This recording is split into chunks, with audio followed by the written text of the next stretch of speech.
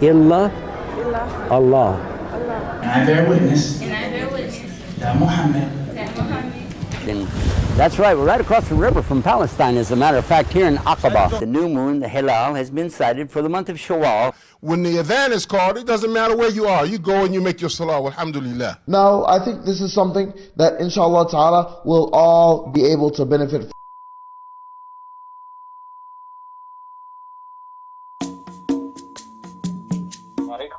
Hey, we're coming to you almost live from our studios right here in Southern California. Almost live. Yeah, I like that. I like that. My cousin used to have a radio show in the 1950s and 60s, and he called this show Almost Live. Not quite, but almost, you know. Now, like in the late 80s, I think it was, they had the Not Ready for Primetime Players, also known as Saturday Night Live. Anyway, yes, we are coming to you right now to talk about the subject you want to talk about. So let's talk about it. Whatever it is that is bothering you right now. And we got some questions. Let me pull them up real quick. Okay. Yes, the first question we have, wait a minute, we have to have somebody to ask the question too, don't we? So let's pull up one of our guests. Right here, right now, we have Dr. Adil all the way from Tampa, Florida. Assalamu alaikum. Wa alaikum salam wa rahmatullahi wa barakatuh. MashaAllah. We have a question for you, Doctor. This question is about the vaccine. I guess you're up to date on everything with all of that, right? Yeah, we try to. All right. Go ahead. The question is the vaccine available for every living human being on the planet? Or is there some restrictions about age or about previous exposure to viruses, etc.? What about that? Okay, very good. Very good question. The virus should be good for anybody who did not have allergic reaction to previous vaccination. Most likely the data comes from the regular flu. If somebody has anaphylaxis, for instance, when the tongue swell up or stop breathing, these are no attempts to get vaccination. But there was supposed to be an order of who gets first and second and third tier and so on. We knew that healthcare workers first got it, and then the senior residents in nursing homes and so on, and then after that, the firefighters, the cops, the teachers, the basically people who are out and people who stock the food and so on. But then everybody should get it unless there's a contraindication or allergic reaction or intolerable side effect. That's the two that are approved by the FDA so far in the United States are the Pfizer vaccine, which have been first released, and both of them have 2 shots, 3 weeks apart. The second one has been approved by FDA's Moderna, but then the third one coming down the pike from Johnson & Johnson, which is 1 shot. So there's increase today. We talk about update. We're going to increase from 1 million to 1.5 million a day. People getting actually the dose into their arm. So there's a lot of push to get people vaccinated, to get that herd immunity. About 75% people vaccinated, hopefully by next summer. Herd immunity. Yes. When you have the immunity enough to at least 75% of the total population, that gives you a good kind of, I would say, a shield or immune level that you will be able to have a good chance of controlling the virus. But now we're confronting with a new variant that's coming from England, and it's more lethal and more faster spreading and so on. So we don't know if it's going to be a catch-up, from once you get vaccinated from the original corona. Now they're going to have a new variant, then we don't know if it's going to work as effective or not. This is all up in the air. That's why it goes back to what we mentioned earlier about what? Strengthen your immune system regardless of what the bug is out there. All And I right. think Dr. Sultan just joined us. All right. Let's get him on. Just noticed me. Yeah. All right, Dr. Sultan. Salam alaikum. How is everything How is everything going there in the middle of the United States right now? How's that going? First of all, wa alaikum assalam wa rahmatullahi wa barakatuh. And things like other parts of the world, the country, that things are getting better. It looks like that we getting a little control on the spread. The spread is not going that fast. Hospitalizations are getting less, but still is a serious issue. Well, the question taken seriously. Yeah, the question that we're dealing with right now, the question we're trying to deal with is, and somebody has a better clarification on it. It says, why is it that the young people, the school-age children, are not getting the vaccine? They're not supposed to get it. Why? Very good question. First of all, these children have usually much milder disease as compared with the adults. That's point number one. And number two, the complications are much less than in children as compared to adults. So the preference is given right now to adults. As a matter of fact, as yet, the vaccine for children other than 16 have not been approved. But if somebody wants, for example, yeah, that's exactly what I heard yesterday, but I didn't want to weigh in on it because I heard it from somebody that's not, it's a layperson, he's not a doctor or anything, but he was saying that a 16-year-old is not approved for the vaccination. Is that what you're saying? Yes, exactly what I'm saying. Okay, so anybody 16 or under is not approved for the vaccination. Is that right? That is correct. Okay, are there any exceptions to this? Like, for instance, if a child could be, maybe 12 years old, but could be in a real tense situation where everybody around them, they got the COVID and they don't want the kid to get it, or he has to go to a place where, the parents are going to take their kids to a place where that's real strong. Like, for instance, if somebody came from, let's say, Pakistan to California, or somebody was coming from some of the countries that don't have it so bad and they had to come to California, could they give them that vaccination shot and but they're only 12 or 13 or 14 or something like that?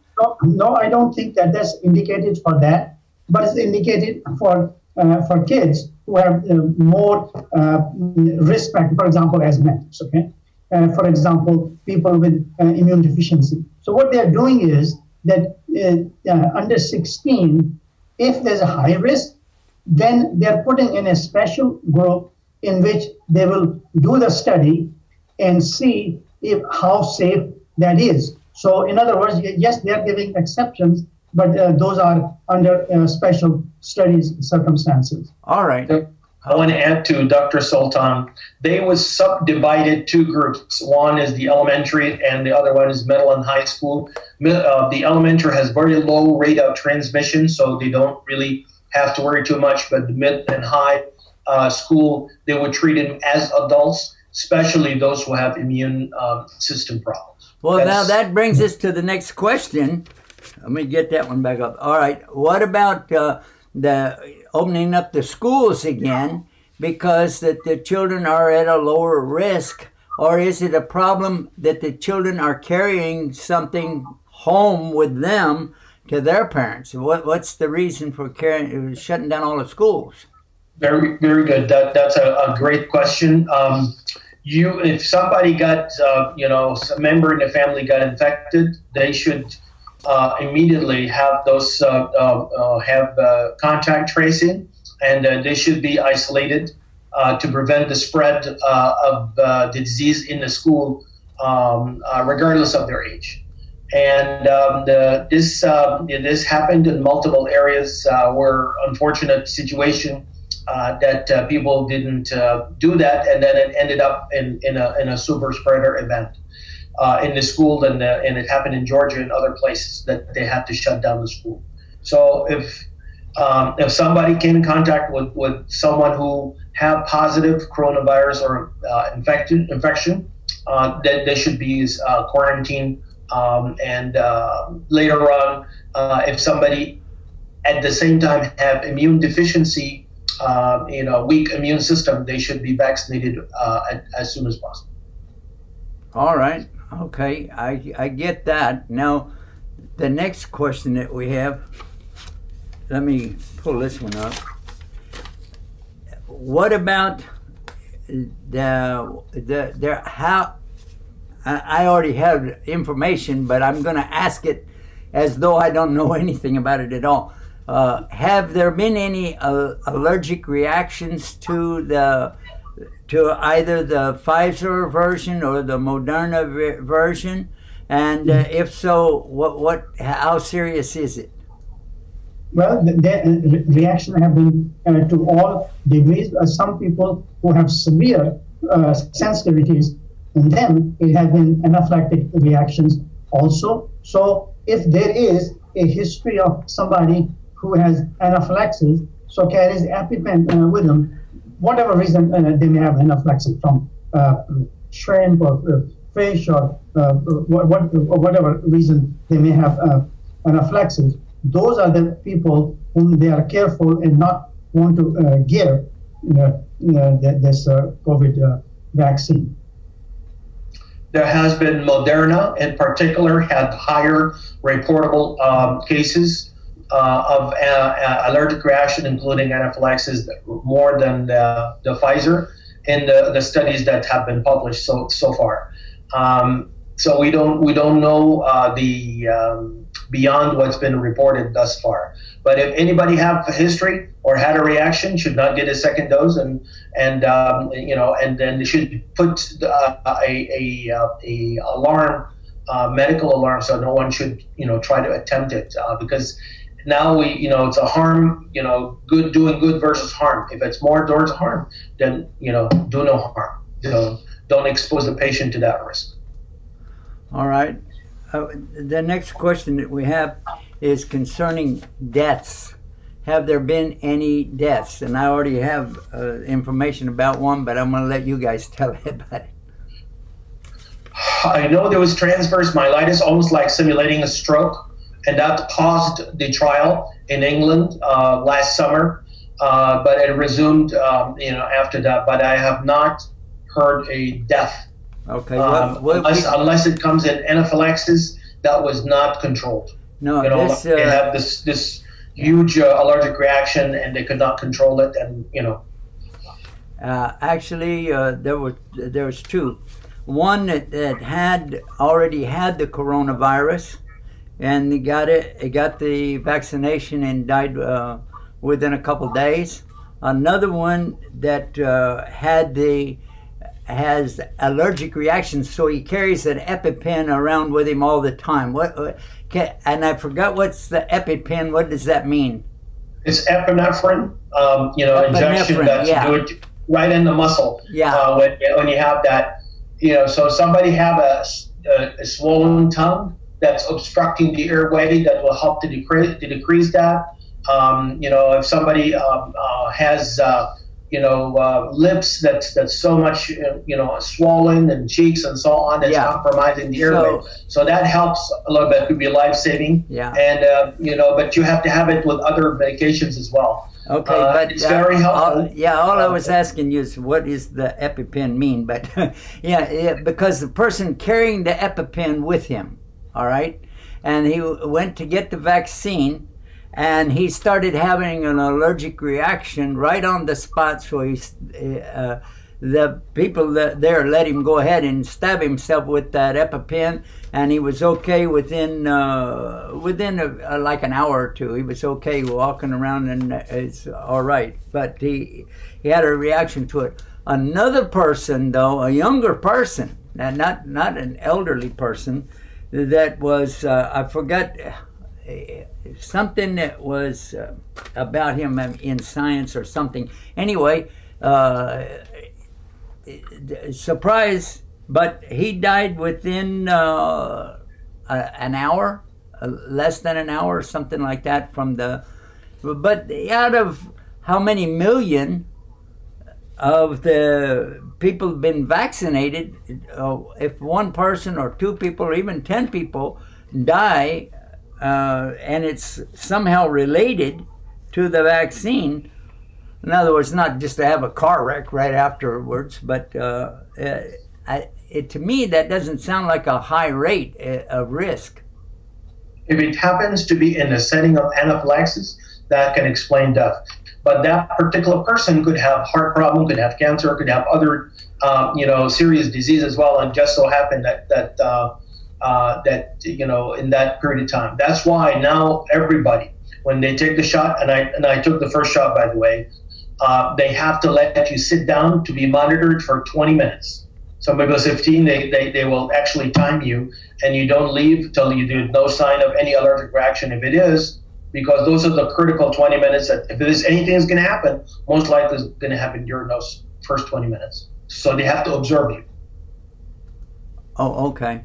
All right. Yeah, and now that I remember, as you were saying that, I was reflecting on the article, and it was saying that the person had something, a precondition prior to this. So, yeah. All right.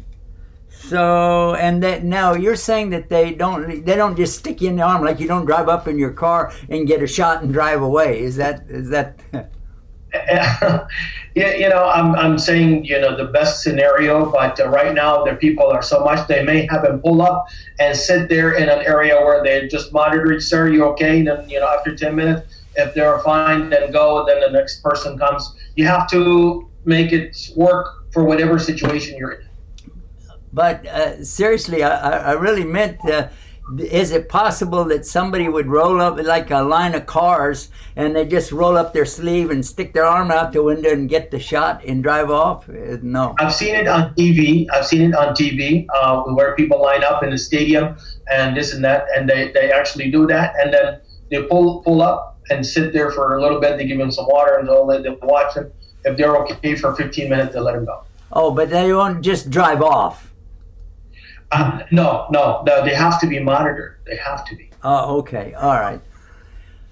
Wow. Well, obviously, I haven't been vaccinated yet, and I'm waiting. Hopefully, that when it gets here in our area, they put a hold on it here in California because of what happened. 10 people had a reaction to it in San Diego right away, and so they shut down everything, and we have to wait for new doses to come out. And so, yeah. I'm watching the news on LA. God, be with you. It's tough out there. The highest, infectivity rate in the hospitals and this and that. Allah have mercy on everybody. Okay, now we have another question here, and Dr. Sultan, if you don't mind, Assalamu alaikum. I would like to ask you, because I know your wife is into the immunity medicine thing. How do we? I don't know how to properly address her about this. What is her position?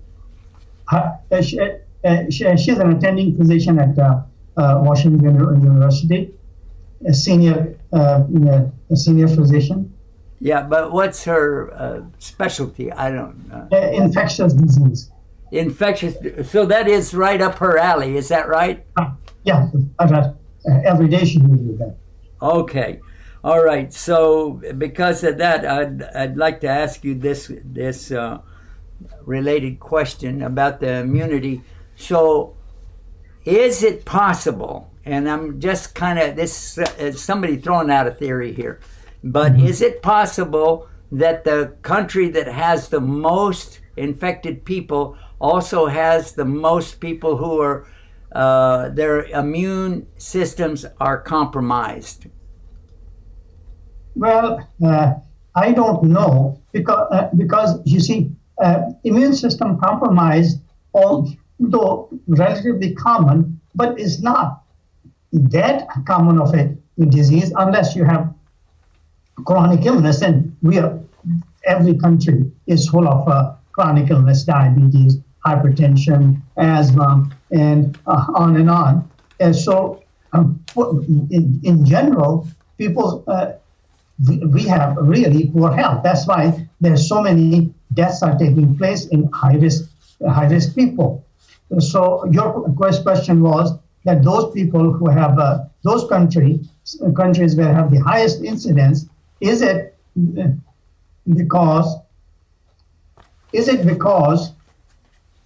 of the general immunity being down, or what's the reason? Well, I think the basic things, overcrowding, basic things of poor hygiene. In India, incidence is so high, hygienic conditions, and so on and so forth. I think what we're trying. Not having social distance. I think those are the main factors in spreading the disease. Doctor, what we're asking about is the immune system. For instance, in the United States, one of the things that we know for sure is that we have a problem with obesity.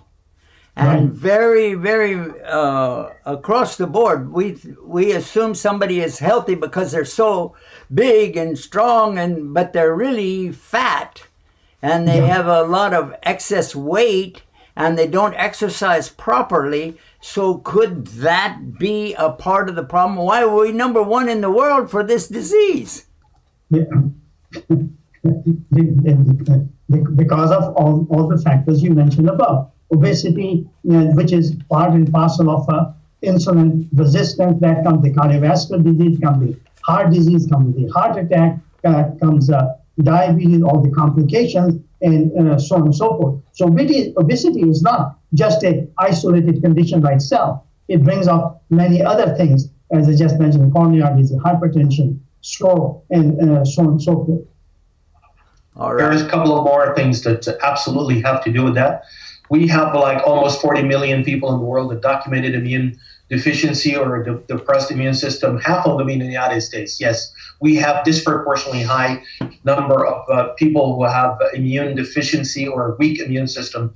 Add to that what Dr. Sultan said about the chronic disease, add to that poor nutrition habits, and add to that the widespread use and abuse of antibiotics and also steroids. Okay, hold on. Whoa, back up. You said antiseptics?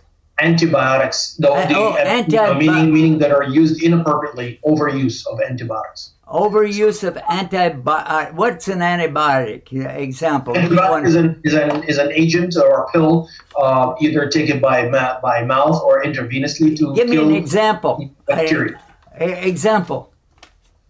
Penicillin. Okay, all right, I got it now. Penicillin, antibiotics, something that use it. Okay. So if we have bad health to start with, we're overweight, and we're using too much antiseptic and what did you call it? Antibiotics.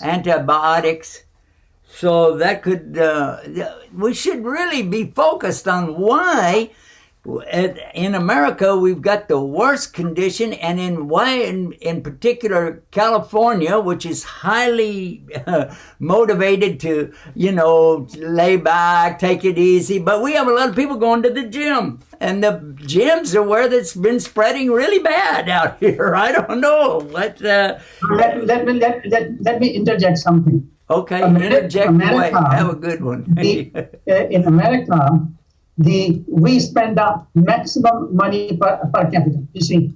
But when it comes to overall health, we are number 83. That's the General American Association in 2018 reported. Americans, as a general rule, all the spending heck lot of money on healthcare, about 3.5 trillion right now as a nation, but we are number 83 in overall health. So in other words, there are 82 countries that you can go and live and be healthier and better off than living in the United States. So it says something about that.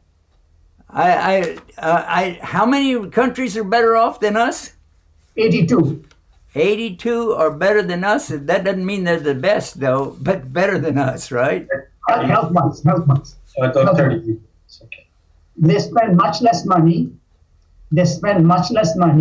And they're much healthier than we are. Because the major problem in here is everywhere you can think of damaging the overall health, we have those habits in here. For example, a lot of chemicals in our environment, a lot of chemicals in our food, in air, in water, a lot of use of medication, a lot of use of antibiotics, and on and on. And food, canned foods, which are less nutritious. But canned foods, you know that 25 to 75% of nutrition is lost when you can food. Poor people, what do they depend? That's the cheapest food they can have. All kinds of canned meats, canned fruits, canned vegetables. Whoa! In order to do that, Whoa! they have additives, preservatives, coloring dyes, all the other stuff. Wait, give me that percentage again.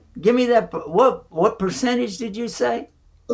25 to 75% of nutrition is lost when you can the food. You said 25 to 75. That's 3/4 of the value of the food when you can it. I didn't know that. I thought it was still pretty good. Not you can it. The commercial canning I'm talking about. At home canning what's is the okay. difference?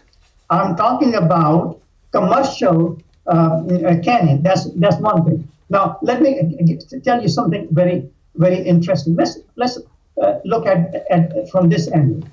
Let us say that we one day decide that we really don't know how important nutrition is. You see, in overall health, we don't know. So we want to do a national experiment. You see, and we want to take 50% of nutrition out of the diet, and let us see over the 1 decade or 2 decades or 3 decades what kind of problems people get. So we will have an idea how important the nutrition is. It will be called highly unethical experiment. Don't you agree with that? Highly unethical. But the food industry in the last 50 years has done so exactly by depriving us of 25 to 75% of nutrition. So that is why every time we come in here and come to nutrition, if I want the audience, if they don't get anything out of this discussion we're doing, if they do only one thing and learn how to eat healthy, it will be much improve their health. And this is, I tell them, a very short course. I'm not here to give you an hour of lecture on nutrition. Just give you the 10 seconds lecture, so pay all the attention what I'm going to tell you right now. Eat what will rot and do it before it does. Eat what will rot and do it before it does. Means fresh meats, fruits, vegetables, green beans. Anything added with preservatives, coloring dyes, canned meats, canned fruits, has no good. Go to the grocery store, in the periphery of this grocery store, buy all the foods that is there. But leave out of the aisles because they're full of all commercial food, canned foods, box foods, blah, blah, blah. So get fresh meat, fruits, vegetables. This is one of the main bases of improving your overall immunity and overall health. All right. Does it make sense? All right, and I don't think you have the exclusive on the blah blah blah, but anyway, we'll go. Dr. Adil, can you talk to us a little bit about how you view the condition of the people here in the States? Because I'm really thinking that there's a clue here that we need to pay close attention to when we're the worst country on the planet, and the two places which everybody wants to go to, New York or California. Everybody in the world talking about go to California, Hollywood, go to New York City, go to Times Square, and these are the two worst places on the planet. Thank you. I had expressed before a very simple statement. You are what you eat. Whatever you eat, that reflects on your health, your personality, your performance, energy, mental, capacity, everything that's related to you, because it's like the car. I tell that to my patients. If you put a good gas, you'll run efficiently. If you put a bad gas, then you'll start having problems. There are some 35 million Americans that live in what's called food deserts, meaning these are areas where there's no access to fresh fruits or fresh vegetables, and they all have canned food, high carbohydrates, and high alcohol intake, and they all, guess what? They're all diabetic, they're all obese, they all have hypertension, they all have heart disease, have colon cancer and all that. They go to the hospital and they constitute huge amount of the health care. Well, can we just do a little investment, just give them, fresh fruits and vegetables? We're talking about, really minorities in particular, that they are kind of, let's say, squeezed in this cycle, generational cycle of bad eating habits and bad nutrition and disease, then, devastation, and then ends up with foreshortened their life and their quality of life and so on and so forth. We should really, really rethink the entire healthcare system based on two things. One is nutrition, definitely, and then the other is social determinants of health. So when make things accessible, make people have access to healthcare, make people access to, to go to the doctor. And then they just started realizing that they'll start giving now rides to patients, because if I don't have access to my patient, or I cannot go to the doctor, guess what? I'm not going to see him, I'm not going to get the medicine, and then so on and so forth. So I hope that the people can start revamping the entire healthcare system on all these simple measures that will be huge investment that will pay off multiple dividends in the people's health, and then prevention of disease, and then cutting down the healthcare bill. Yeah, like I want to catch up on the phrase that you used, which is, I loved it, and that you are what you eat, okay? So tell me, if I eat carrots, will I become carrots? I'm going to give you the link. I had an article. Oh, wait a minute. Now I figured it out. Now, the former president used to eat a lot of carrots. Is that right? I don't know. Well, I mean, the skin tone, if you are what you eat, you look like if you ate a carrot. I don't know. I just wanted clarification, because I was scared. You'll be healthy. Because I eat so many carrots, okay? So I was just... All right, go ahead. Oh, no, hey, we got to take a break. Oh, wait a minute, hold it. Wow, where's the time go when you're having fun? All right, guys, we got to take a break. We'll be right back. There we go. We'll be right back. All right. So stay tuned and stay guided with Guidance TV. And I think we have a video here. Is that right? This is a way that you can know what your purpose in life is. And just like the pen that doesn't write, well, worthless. Don't be worthless. Get guided with Guide Us TV. Get the free app, guideus.app. All right. Okay. I got to put my disguise on. I'm glad you reminded me. So while we're in the oh, wait, everybody's watching. Okay. All right.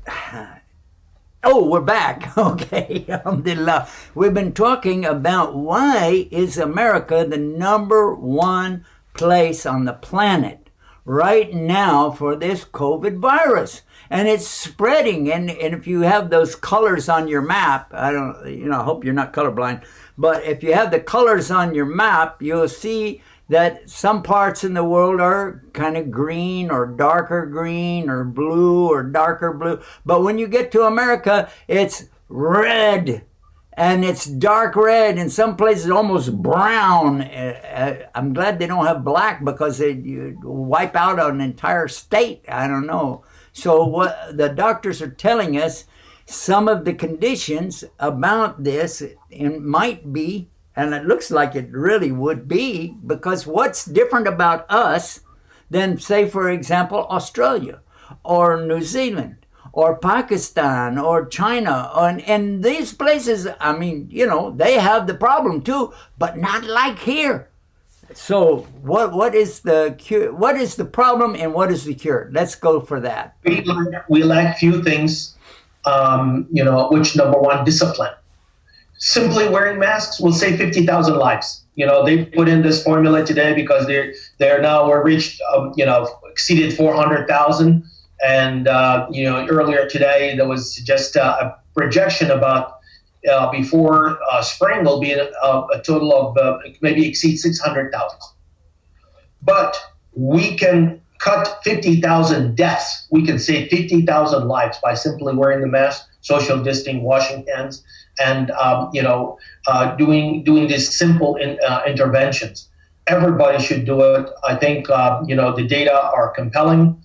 No one should even argue about it, and everyone should respect the others and protect themselves and the others. That should be really number one, is how all the discipline. Everybody turned the curve and bend the curve, if you would back in March and all that talk in New York City and other places in the world. They all were committed to discipline. That's number one. Number two, we should really change our hygiene you know, habits by improving it, and then also nutritional habits. And number four, cut down all the bad habits. We're talking about alcohol, vaping, drugs, all the intoxicants, cocaine, heroin, all the things that will destroy the immune system, and then will be a flare-up of cases that's coming out from depressed immune system. So this is it. There is no ifs and buts about it. There's no way to get around and accept doing that, and really have to have joint effort to do it. The vaccination is a temporizing measure to just stabilize things, but now there's new variants and new, every day we're hearing about new mutations of the virus, and the virus are replicating fast. We can't catch up. Or what is it? How many times can you put an injection into the arm, and so on? So I believe the strategic way of doing it, continue to change those measures on a permanent basis, but also improve the immune health of any individual. So no matter what the bug is, your immune system is strong, so you'll be fine. That's my 2 cents here when it comes to that. Rather than, you know, inducing fear and really people are so depressed and getting desperate and so on. And sometimes those symptoms are worse than the coronavirus, and then, you know, people just really are losing it. So I just want to give people hope, give people calmness, and give people a little bit of optimism. If you do these things, you'll be fine. We talked about ginger, you know, honey, black seed, lemon, and if you have any, you know, sore throat that started, you know, to do that, please do gargle with the, you know, apple cider vinegar. One more important article about proning, sajda. Make a lot of sajda. If you start having anything about the, you know, coughing or anything like that, and the lung that's irritating, I'll do a lot of proning, just like the Muslim prayer. When you put your head on the ground, that expands the lung. That helps to mobilize the secretions, so it doesn't become thick and stucky, and it causes collapse of the lung, and then have blood clots following that, and then that's what really the mechanism of people losing their oxygenation and end up on a ventilator. So sajda is a very good thing. Rasulullah Sallallahu Alaihi Wasallam also advised us to do as many as we can. Now it's a lifesaver in this dunya, in this life, and in the akhirah. So this is just a combination of an entire lifestyle modification that we should do all together for now and for later, regardless of what the bug that's going around. You see, a physician claimed that if everybody wore masks, in a few months we can control this. If everyone, 100% the population wore masks all the time, socializing, etc., he can. I don't know how far that is true, but it seems to be quite reasonable, saying that if everyone wears N95 mask, we can control this within a few months. Again, that's a food for thought. Yeah, Mask. Today some guys were talking about a double mask. So please just put one. Every person should at least put on one mask, at least to start with. That will save us 50,000 lives. 50,000? How? I don't know. You're saying, what about the distance thing? Is that how? So this thing will continue. This is as long as there's a virus. This mask, social distancing, hand washing, improve hygiene, and strengthen the immune system. That there is nothing else out there that will work. I proposed ivermectin that was out for 40 years and have good safety data and has been used all across the world. It's anti-parasitic in Brazil, Peru, in Egypt, data in France and other parts of the world. Very good, compelling data that they could use it to prevent and treat coronavirus. But so far, the FDA put a kind of not an issue in an emergency use authorization, but they put a kind of a cautious statement that we need a much bigger trials worldwide. That is high double controlled trials to express this in a large number, and if it is, which seem to be very promising from all the data that's been out and presented, that should be used from now on to prevent and treat coronavirus infection. It's an oral pill, and then there's also an injectable form. So, are we saying that the people got to have like hazmat suits on and run around with that, or I don't know? What are we saying? You're saying worldwide. This is the promised effective medicine that could save lives all across the world, because like I said, the vaccination is just a temporizing measure. It's a Band-Aid, and nobody knows how long the efficacy, beyond 3 months. Nobody knows if it's going to be as effective with the new mutations of coronavirus. So, even if you got it, there's no guarantee, and then you have a new virus coming. So we should have a strategic future look for what really everybody should be getting to protect, to prevent, and to treat coronavirus. Oh, okay.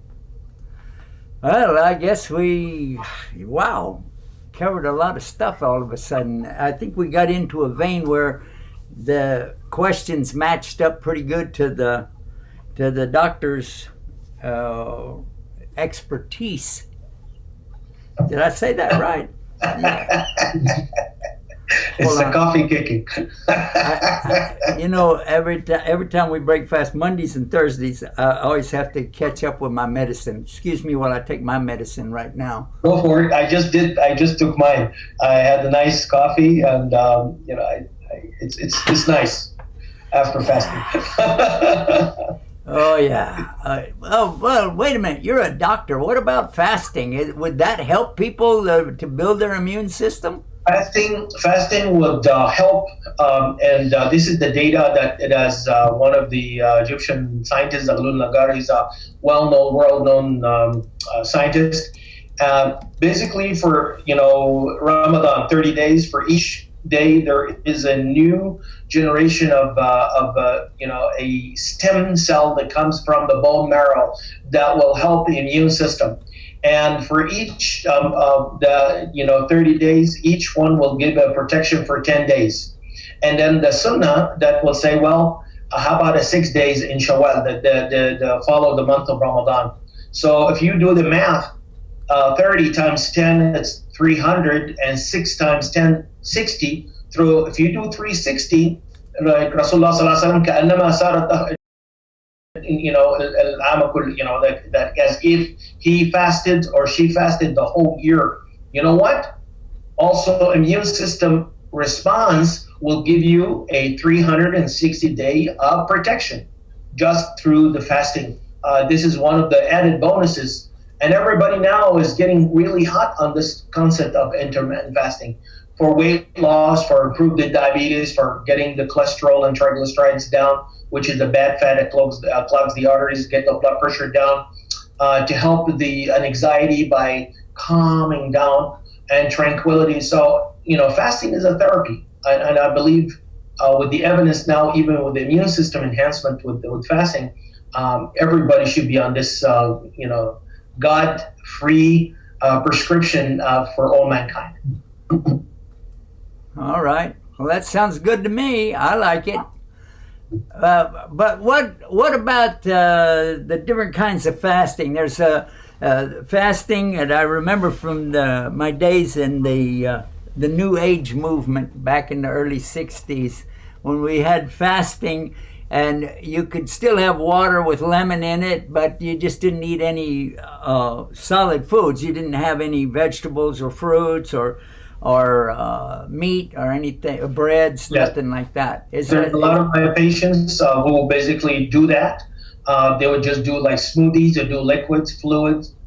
They don't eat solids, or they will just do this for 12 hours, and then they will have at the evening something light to like a late dinner to 7 o'clock or so. But they will have a breakfast, and then maybe skip lunch, or just have a smoothie or liquid, and then have it at sunset. Well, the Muslims in Ramadan, by the way, we're honoring Ramadan, and we're getting everybody kind of psychologically prepared for a beautiful, beautiful, blessed month of Ramadan coming in April, so that we do this early meal, light meal before sunrise, early in the morning, and then that carries us on till sunset. So we kind of skip lunch. Well, it's the same concept, and then people get benefit. And Allah, the Creator, said in the Quran, وَأَن تَصُومُوا خَيْرٌ لَكُمْ. Every time that I see this, Allah said, if you do anything, خَيْرٌ لَكُمْ, it's good for you. Regardless what right now the new science is proving all this. But God said that it's good for you. Obviously, if there are some people who are exempted, if you're brittle, diabetes, someone is on insulin, somebody on medication, traveling, pregnant, delivering, all that. These are all legitimate exceptions. But if somebody's healthy and can do the fast, then they should do the fast, and they will get the benefit, both physically, spiritually, and psychologically. Well, I'm looking at something online right now, and I think maybe it's talking about fasting, and it says the amazing truth about intermittent fasting. So we're going to come back to that word intermittent. About intermittent fasting is it's the easiest way for quick weight loss while building muscle mass and preventing diseases. And that's what we want to really know about, is preventing diseases and actually living longer. Talk about that. Absolutely, because once you have the immune system boosted and you get rid of the chronic disease. Whoa, wait, back up. Intermittent fasting, that's what I want to know what it is, actually. Yeah. Okay, so when people, you fast, I said, you don't eat anything for a month? I said, no, we eat from sunrise to, we do break our fast, that starts right at dawn. So it varies depending on how long the day is. At sometime in the summer, longer, average about maybe 12 to 14 hours, sometimes a little more, a little less, but that's what it takes. You should be, getting on thirst quenchers in the suhoor, which is Rasulullah Sallallahu Alaihi Wasallam, our beloved Prophet, has advised us to have some light suhoor, whatever it is, yogurt, cucumber, get you on your coffee, your water. Dates obviously is a very strong energy source, and that will carry on through the day till sunset. So intermittent, it is not like you fasted 24 hours, because that's not compatible with life. But you decrease the amount of food, and you take one meal off. And because of that, obviously in Islam, it's absolute fast, so nothing by mouth, from sunrise, sunset. But, for other folks that they can benefit, they will drink water or have smoothies, like I said, liquids, rather than solids, but they will cut down the calories intake during the day, because some people say, when they fast, unfortunately, in Ramadan, and I'm going to mention that, people overeat when the time of breaking the fast. Well, wait a And minute. what's That sounds to important- me that sounds to me like the exact opposite of what we should do. Because if we're trying to lose weight, build muscle mass, and fight these diseases, especially right now, and live longer, then why the heck are we doing that? Well, you fast all day and then pig out at night. And excuse me for using that the should word. that should not. And then one more thing that people I don't should want to not use the word pig. Yeah, but anyway. when they break the fast, do not drink any soda. Huh? Soda on fasting, when they just start breaking the fast, that will cause acute injury to the kidney. Then may cause kidney failure. People end up on dialysis. And subhanAllah, I don't know why this bad habit. That people on the iftar time, they start just, not with water or milk or they would just go straight to the soda. And that is definitely been published in one of the American journals and I showed it to everybody because they didn't believe me, that they prohibit all the carbonated and soda, beverages after a long time of fasting. If you drink it, the first thing, it will cause acute injury to the kidney and cause kidney failure. So please, I beg everybody, please just drink water when you break the fast with dates like the sunnah of our beloved Prophet Muhammad sallallahu alaihi wasallam. You'll be fine with that, but not soda. Yeah, I agree with you. As a matter of fact, I'll go one step further and say soda has absolutely no role in wellness. If you want to get healthy, soda in no shape or no form is acceptable. Yes, if you want to enjoy the taste of a carbonated water, you can have Perrier or just carbonated plain water. That's perfectly fine. But soda with sugar and phosphoric acid and stuff like that, which really is a very strong acid, even it will damage your stomach's lining because there's so much phosphoric acid. But dates are good, right? Dates. Dates are beautiful. They're a good source of potassium, magnesium, so that improve the neuromuscular coordination. So it's easily absorbable for the blood glucose, so you get sharp of the function of the brain right away. You get surge of energy, and it has no calories in it, so it will not cause you to be diabetic. And usually eaten in an odd number, 1, 3, 5, and this is part of the sunnah. And if everybody really follows that, they will see the change in their health and their psyche. What about nuts? Nuts are good. It will help. It's heart healthy. We mentioned that as a part of the meal, the food that will help to improve the mood as well. So they're good. They're heart healthy, and also they will help to make you feel better, along with bananas and berries, blueberries and strawberries. All right. So all of it is good, huh? Fresh fruits, bananas. You were talking about bananas. Fruits, vegetables, green beans, all are good food as long as it's not touched by human hand with adding additive, preservative, coloring dyes, and all that other stuff. Well, okay, but let's go back to now. I'm talking about breaking the fast. I don't want to be specific about that. Not what you're saying in general. Yeah, that's all. Yeah, I get that. But specifically now to break the fast, what's the best thing of all to break the fast with? We'll give water. We'll say water. I know that everybody. And what? According to a clue. Here you go. According to Islam, what is the best thing to break the fast with? Water and Dates. Dates. Tamar, right? Yeah. Yeah.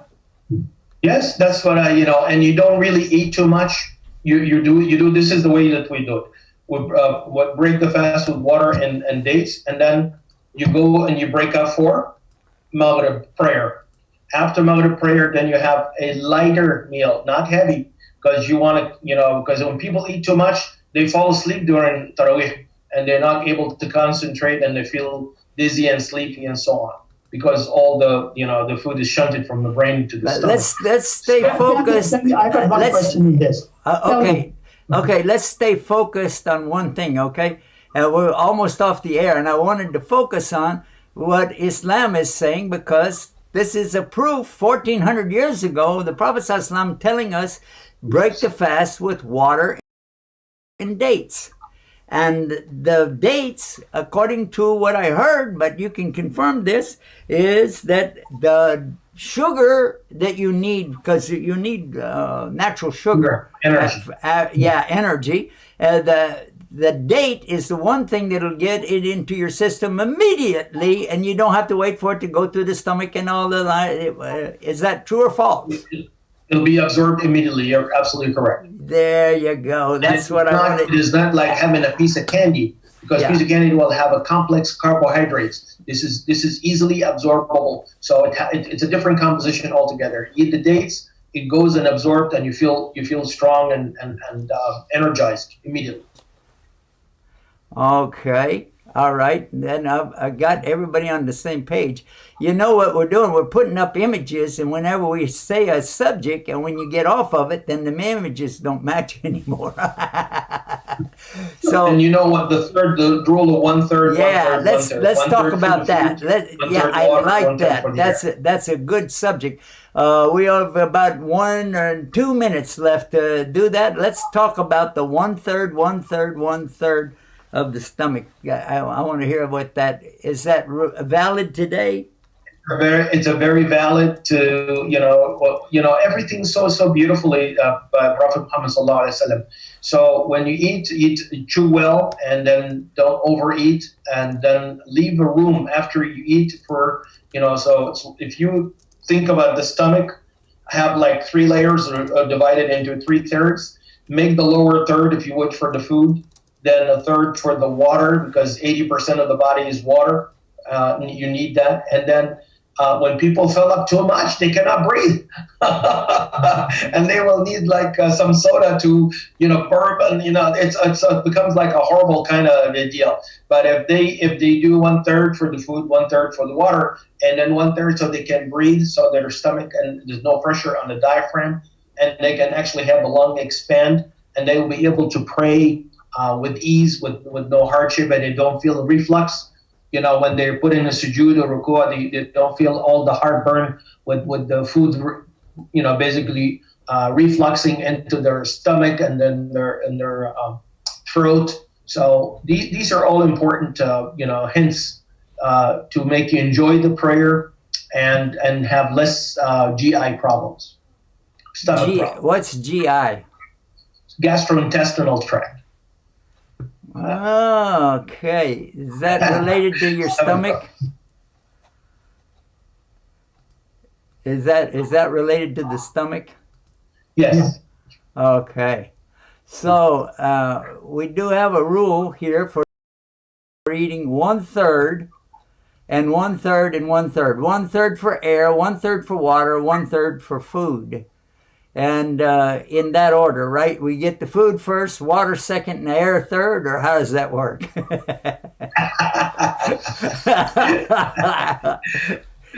I love your picture. It says Alhamdulillah on the top. And all that, say Alhamdulillah. Alhamdulillah Rabbil Alameen. Okay, well, they're telling us we got to wrap it up. We got to go now. Alhamdulillah for everything. Guys, at home, share this and stay well, stay healthy, stay away from any fitna or sickness as much as you can. Wear the mask. Where's my mask? Yeah, wear the mask and keep up the salah and stay cool. Yeah. MashaAllah. And that's easy to do when it's so cold out. Stay tuned for more Guide Us TV. Salam alaikum. Wa alaikum assalam wa rahmatullahi wa barakatuh. See you tomorrow, inshallah. Okay.